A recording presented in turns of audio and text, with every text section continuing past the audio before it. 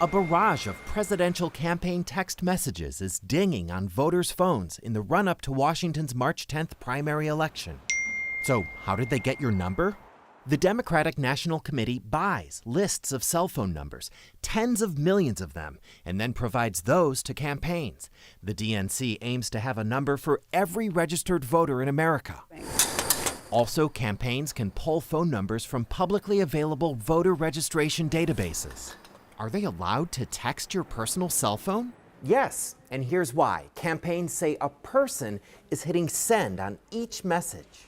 The FCC Telephone Consumer Protection Act regulates robotexts, automatic messages sent by a computer, which require a person's consent to receive them. Because a volunteer or staffer is sending campaign text messages to each recipient, those federal protections don't apply. Bernie Sanders' campaign says it has 12,000 people texting voters, using software to keep track of all those numbers and conversations. Campaigns I spoke with say they will leave you alone if you reply to one of those texts and say unsubscribe or stop or something like that. But if you do have questions about a candidate or want to know more about where they stand on an issue, you can have a conversation with the volunteer through text message, just like you would if they were standing at your front door. Back to you guys.